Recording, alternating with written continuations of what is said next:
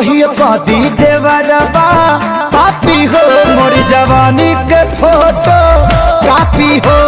नमस्कार दोस्तों, आप लोग देख रहे वाणी भोजपुरी हिट न्यूज चैनल। तो बहुत बहुत स्वागत बा। तो आप लोग के बता दें कि आज सुबह सुबह खेसारी लाल यादव जी के वीडियो रिलीज किया गया था टिप्स भोजपुरी यूट्यूब चैनल पर, जो कि आप लोग बहुत सारा प्यार दिले वानी। तो आप लोग की इस वीडियो के माध्यम से बता जा रहे कि खेसारी लाल यादव जी के आज सुबह सुबह वीडियो रिलीज किया गया था, जो कि गाना के नाम फोटो कॉपी, जो कि ट्रेंडिंग पेज में शामिल हुई है आज की न। तो आप लोग के फुली जानकारी इस वीडियो के माध्यम से बतावे जा रही। तो उससे पहले आप लोग वीडियो के लाइक कर दी और हमने चैनल पर नए बानी तो चैनल के सब्सक्राइब कर ली। तो आप लोग के बता दें कि खेसारी लाल यादव जी का आज वीडियो रिलीज किया गया है टिप्स भोजपुरी यूट्यूब चैनल पर।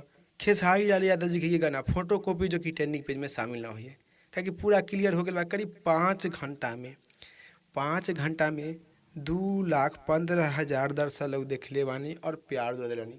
तो यही से अनुमान लगा ली कि खेसारी लाल यादव जी के गाना, जो कि आज सुबह सुबह टिप्स भोजपुरी यूट्यूब पर रिलीज किया गया है, जो कि आज ट्रेंडिंग पेज में शामिल ना हुई है। तो आप लोग अभी इसी वक्त जाइए टिप्स भोजपुरी के यूट्यूब पर, जो कि फोटो कॉपी के गाना के वीडियो देखी और देख कर प्यार द्वार दी। तो कल आप लोग के ट्रेंडिंग पेज में शामिल हुई है कि ना, आप लोग के कल के न्यूज में आप लोग के बताएं। तो फिलहाल में आप लोग के इतने, फिर से मिलेंगे नेक्स्ट वीडियो में। जय हिंद, जय भोजपुरी।